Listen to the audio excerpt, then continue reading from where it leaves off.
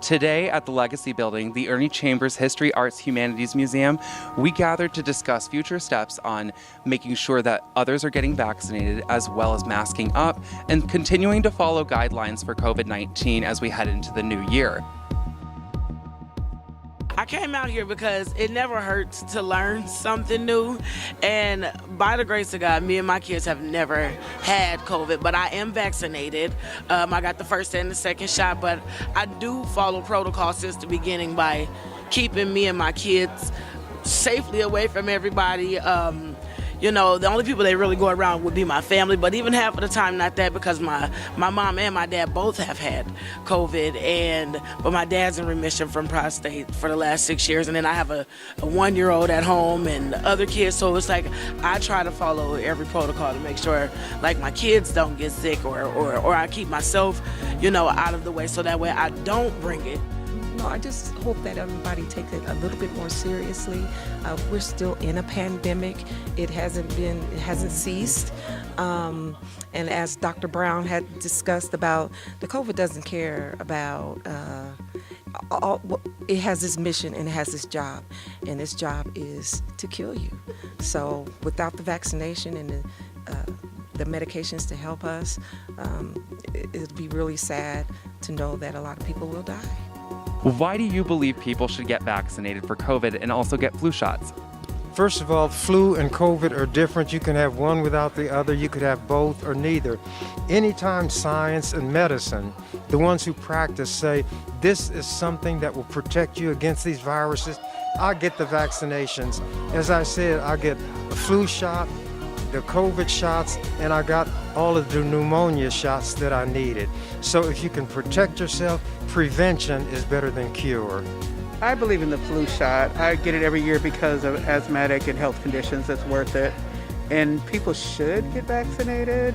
It's by personal choice because I'm not, there's not enough evidence out there long term for me. So, but I've had COVID twice and I mask up wherever I go. I'm over the road truck driver, so I mask up and sanitize now more than I ever did. I was not a mask person, but now I wear masks everywhere. It's my second skin. So it's important to get masks for the elderly, and it's really bad on the elderly because someone older would get it. It's so horrible. There was 8 colds today. I was in the hospital for a week. So, and I was during that first time, so it was really hard. So yeah, it's something you need to do. You need to get vaccinated for you. I think that for the safety and the protection of their lives, their loved ones, their friends, we don't want them to leave here. We want to keep them, for as long as we can. And realizing that you need to get your shot, your vaccination, so that you can save others in your family that are older, that have underlying conditions and things of that nature, and your friends. I mean, it would be terrible to say that my grandma passed because I came home with COVID and passed it on to her. How would you feel? Well, I think it's because you want to protect yourself against other people and your family. So I've gotten vaccinated. My boys that live in the house with me have gotten vaccinated because, I want to remain healthy, and I don't want to, have COVID-19 and spread it to other people.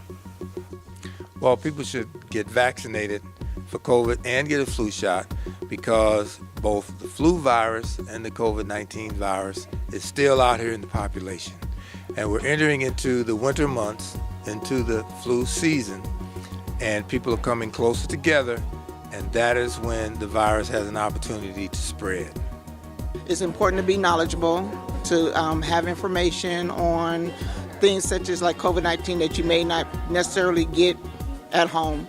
And then that it's important to stay masked up, sanitize your hands, sanitize your surfaces at home, and to not just protect yourself, but also be in a position of protecting your family.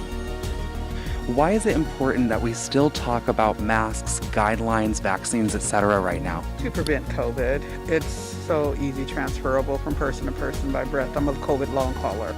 And I just stood in a child's presence for a few minutes. The worker didn't acknowledge she had COVID, and it almost killed me.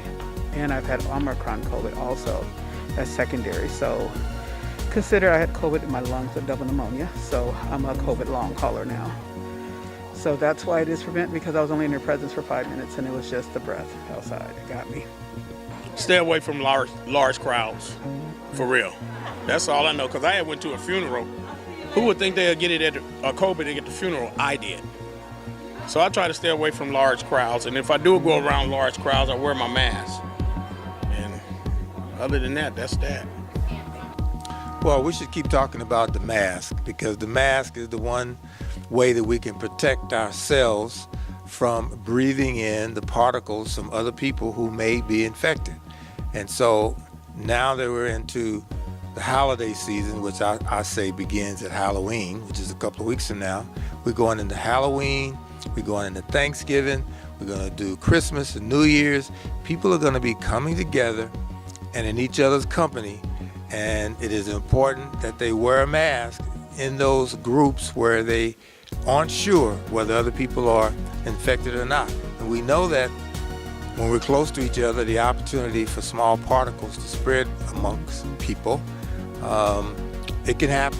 So I encourage everybody to wear that mask whenever they feel like they should, to protect themselves. Senator Chambers, do you feel that events like this need to happen more often as we approach winter and going into next year? I think even before we go into winter, anything that gives information about COVID or SARS, the virus as I call it, that's warranted, and there ought to be more of these everywhere in this country. I haven't seen a lot of like this, but they do need to be more events like this to keep COVID aware on the front line, because right now it's just been brushed back with media and everything else. It's just like, well, there's no more pandemic. Now we shut everything down. But there still is a pandemic. Just don't acknowledge it because it's not worth the money now. So, but it's still something that's killing all of us. And we need more events like this in our community just to keep raise the awareness and keep it out on the front line. We need a lot more events like this. People are starting to gather more, and when we can find them gathering, we need to talk to them about what's going on, because a lot of people still don't understand how the virus works or how the flu works, and that when they're together and in the presence of each other, it's a good time to talk to them. I think in the very beginning, I don't think we all knew or understood the impact that it would have in the long run. I think we all treated it as sort of like the flu, that, okay, we'll get a couple of sniffles, we'll get sick, and then we'll get better. And we didn't realize, or maybe I should say I didn't realize, till today, in hearing the numbers of deaths across the United States, across the state of Nebraska, and then in Douglas County.